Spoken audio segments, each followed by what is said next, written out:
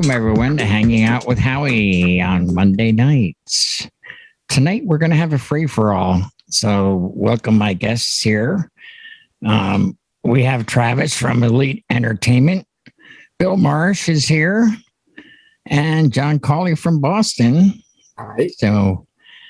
So guys, I don't know about you, but I don't want to work. I just want to bang on the drum all day. It's Labor Day. Nobody wants to work. Right. What's going on with you guys? Oh, a whole lot of nothing today, actually. I cooked some stir fry on the Blackstone, and other than that, we just kind of chilled at the house. Ooh, the Blackstone. A lot of people are going for that lately. No, it's awesome. It's a pain in the butt to clean, but they're great. Yeah. How about you, John? What are you up to? Oh, it started off as a day off. I was like, you know what? If I get this bonus time, I think I'm going to dig in and start getting my wedding for the 19th prepared and start putting my music together. So early this afternoon, I dug in. It's going to be like a 2010 to 2019 kind of pop hit, light on the country. So I says I should start working on that instead of scrambling at the last minute. So that's been my day up until we got in here. Yeah, that's pretty much what I was doing today with the music. I reanalyzed my entire library and put it onto my master solid state drive and then copied it over to my 4 backups and both laptops and all the cue points, the whole 9 yards. So yeah. It's done, or it should be several days until it says this is complete. No, it's well, we both have the same drive, the 3.2, so it's blazing fast. We did a terabyte in an hour and 20 minutes. So that was pretty cool. Yeah, that's the analyzing, well, it's Serato, so it just goes at its own pace, and that took I think about 6 hours, but once I had it done, then I was able to transfer it to all the other devices. So that was that and some top secret projects that I'm working on. And how about you, Bill? Did you have a day off, or I had a kind of work day. I had to play farm boy this morning and go get a load of hay at a hay auction, and then come home and play DJ businessman, and ended up meeting a client to get a deposit contract and email the client because their wedding is 11 days away and I have no information from them except when and where. That seems to be a trend lately, the last minute bookings. Yeah, well, I mean, they booked me in June, but they haven't communicated with me at all since the meeting. This is somebody who actually used to work in a wedding venue that I DJ'd a lot in the past. So I think she trusts me far too much to think that I can read her mind, I guess. Are they a reschedule from last year? No. See, I've been dealing with a lot of what you're talking about, though, but mostly with reschedules. I think they're so burnt out with the planning process and rescheduling from last year that they just don't want to get the music selections to you. There was one, they didn't get me their music to the day of the wedding. Yeah. And I had no internet access at the particular venue. And I was like, hey, there's 2 songs I don't have, and I have no way of getting them at this point. So we're going to have to pick something else. So it was the cake cutting and the garter toss. So it wasn't huge events. It wasn't like the first dance or the father-daughter or something like that. But I've noticed it's been becoming a huge trend with a lot of the reschedules from last year. They're just not wanting to finish out the planning process. Yeah. My 2 events coming up, they're not weddings, but they just told me, we trust you. Just play whatever you want. And I'm like, all right, that's my kind of event. I can't go wrong there. Welcome, Deb. Please turn on your mic. We haven't had you on the show yet. You have a day off. Party time. Yeah. Reality time. Back to work tomorrow. But you have today. Yeah. So what kind of day did you have? Just working in the office, catching up on some music. Mm-hmm.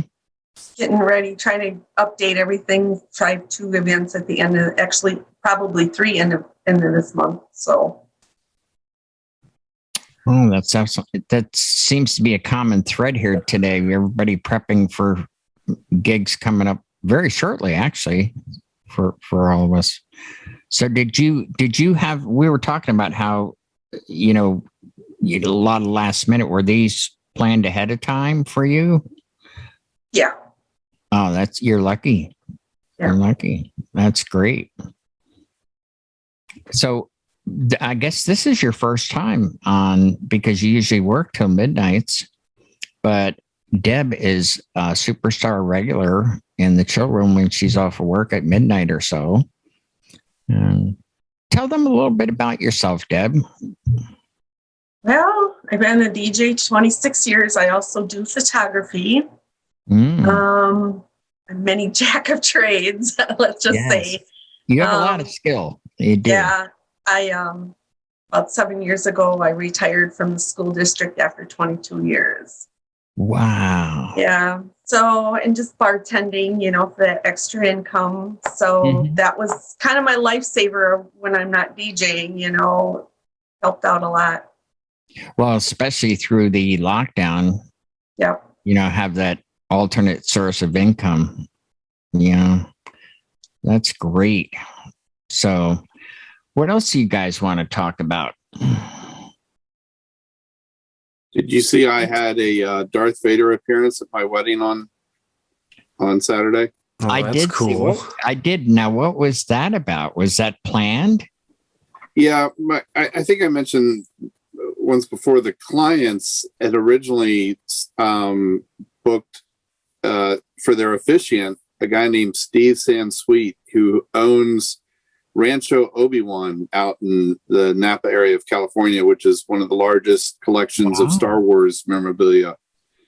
And they're members of what's called the 501st Regiment, which is, I didn't know this, but apparently not just a national, but international, like Star Wars volunteer association.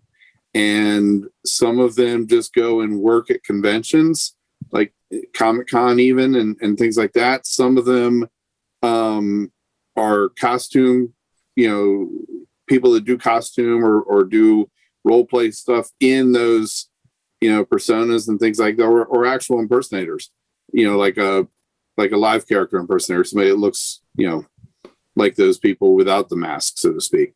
And these were local Maryland 501st Regiment volunteers that played Darth Vader and Darth Vader's handler, which was kind of funny because Darth Vader's handler looked like a pro wrestler. I mean, this guy was huge compared to Darth Vader himself.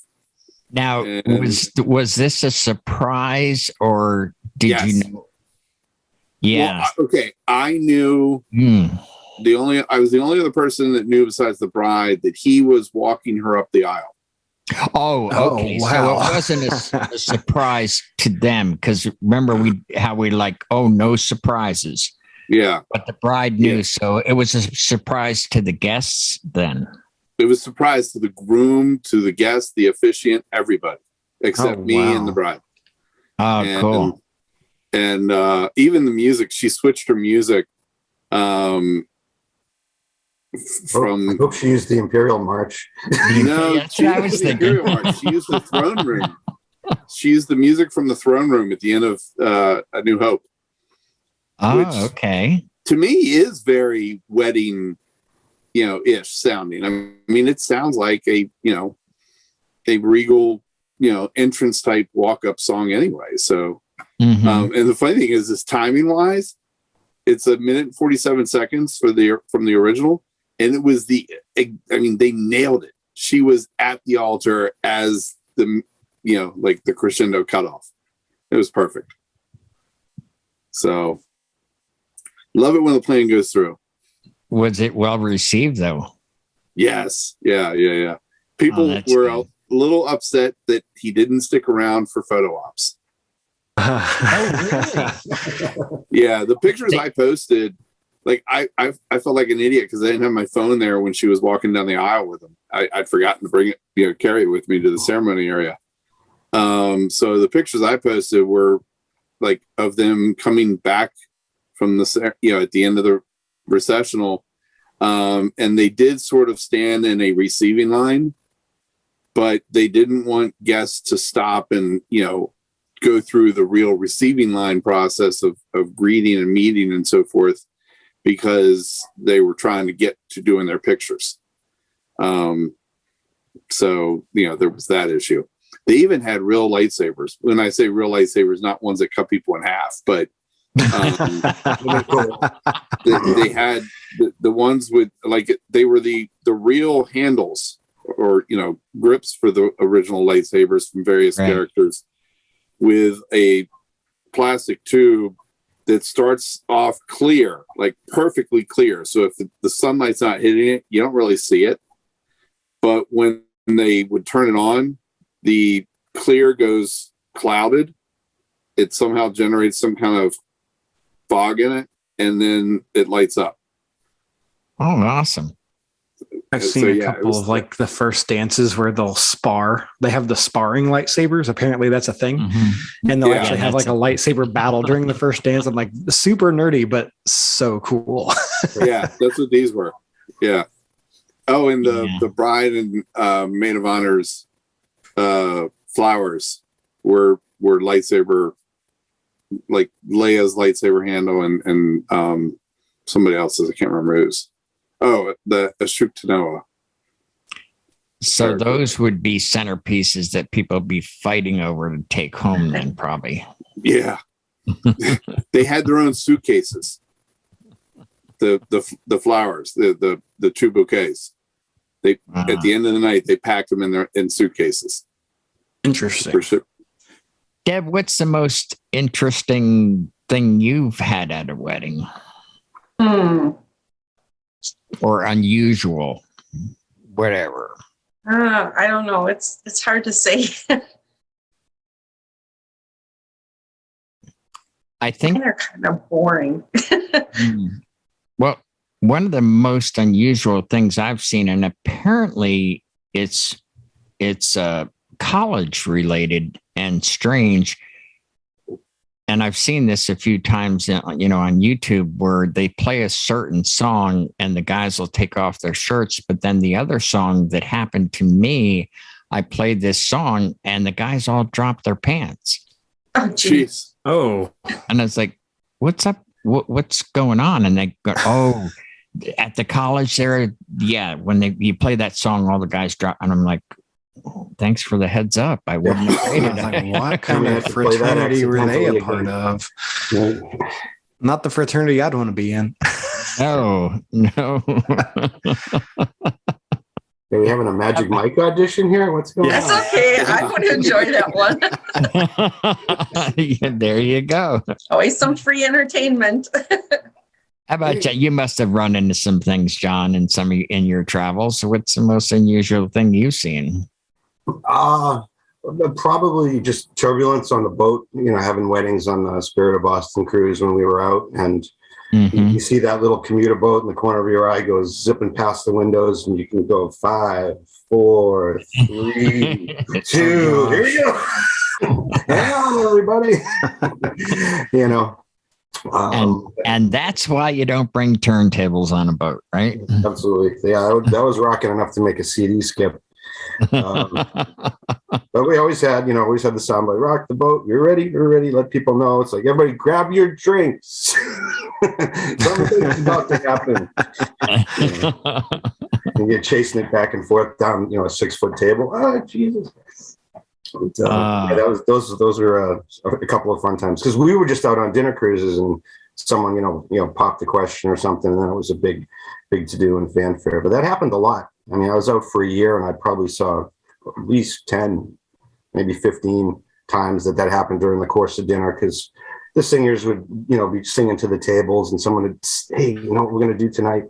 And then that would get back to me. So it would make a big thing out of it. It's exciting. We could do that out on the water, on the harbor for a 3-hour cruise. Mm-hmm. We made, okay. Travis, with the exception of walnuts. Oh, unusual.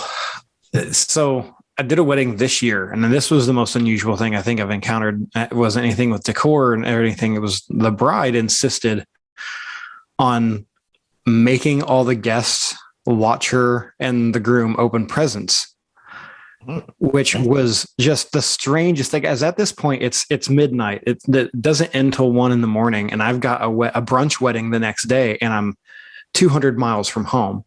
So I'm kind of like, I'm in favor of this thing ending early. And I thought that's kind of what was going to happen, but she wanted to get her full money's worth. So I played background music as everyone watched her unwrap her wedding presents. And I looked at the venue and I was like, this is weird, right? She's like, yeah, this is a first. Yeah, it's cringeworthy for sure. Yikes. Oh my gosh. Opening presents music, is that a category? Baby, what a big it is bride. now. I'm hoping it doesn't become a trend. Yeah, I hope not. I mean, that's kind of, like if I had brought a toaster, I think I'd be like tiptoeing out, still, like, she's got nice crystal from my friend and I brought a toaster. Good To me, Lord. that's almost just as bad as doing the big birthday parties, and they say, oh, we're going to start opening gifts now. I'm like, what? Yeah. Like, what am I supposed to do now? I've done a lot of like 50th birthday parties, 30th birthday, whatever, but never have I had opening of gifts. That's so tacky, It was definitely bizarre. That whole wedding was a strange one. It was insanely stupid hot. I was like 30 miles from the Tennessee border, so I was a long way from home. And I mean, there was no cell service, no internet. I mean, nothing. I ended up having to go to a Walmart just to use the bathroom because there were no bathrooms at this venue. And I had reception at the Walmart that was about 30 minutes away. And I ended up texting my wife. I was like, hey, just so you know, I have no reception or anything. So if you're trying to get a hold of me, I'm not going to be able to respond back to you until I'm out of here tonight. Yeah, it was just a bizarre day. No walnuts though. No walnuts. Okay. You said something there. No bathrooms. No bathrooms. They had like a washroom. It's a legit barn, not like a wedding barn that has been made very modern. Like, this is a legit like tobacco barn, and they said, hey, let's have weddings here, and that was as much thought as they put into it. So the option was you had to rent the porta potties, the trailers. Mm-hmm. Or you didn't. And this particular couple opted out of that particular option. So if anyone had to go to the bathroom, they left, and most didn't come back. Wow. I'll bet they wouldn't. The last outdoor wedding I did was a tent wedding, and they did it in their backyard because they had property, but they didn't want a bunch of people going through the house. So they just rented 2 porta potties. They didn't need a whole trailer, and that worked out. Yeah. But I can't imagine not. Yeah, I would see where people would, that would be the worse than, cutting the cake early and having half of your crowd leave, is to have no bathrooms. Cause I could see that. Yeah. Did you lose half of the crowd without the bathrooms? They left. They danced for about an hour, and I retained mostly everybody for most of that time. But when the sun started going down and people had food in their system for an hour or two at that point and drinks, they're like, I got to take a pee. So it was either you go find a tree, which there were no shortage of at this particular venue. It was in the hills, or you went to the Walmart that was 30 miles down the street. And if you're going to go that far, most people, I think, just ended up saying, screw this. We're going home. About the ladies. Yeah, for sure. But man, I just can't imagine. So I guess that was the more bizarre part, I think. I think it's the one that took you all off a little bit more off guard than the opening the presents. Yeah, that's a first too. For me, I don't know. I mean, my first job was at a grocery store, and I was the janitor and got the shopping carts and the whole 9 yards. And I can remember like putting that little cone up and mopping, and there'd be people come up and, oh, I'm so sorry, but please, I need to get in now. Is it okay? Please, what are you going to do? Yeah. I mean, but without one, I just can't imagine. That's just so bizarre. But, and then there was the rat. Yeah. So it's out in the middle of nowhere, and they're opening gifts, and I see something come in like the side door, and I'm like, oh, it must be like a possum or something. And upon closer inspection, I said, that's a rat. And I looked at the venue owner, was like, hey, and none of the guests seen it. Thank God. Ended up running out one of the slats, because the slats in this barn were about that wide. You could just see through the walls. Tobacco barn, sure. And ended up running out, but I was like, thank God none of the guests seen that, because I know the bride would freak, because she was freaking out over a snake earlier that day. Oh boy.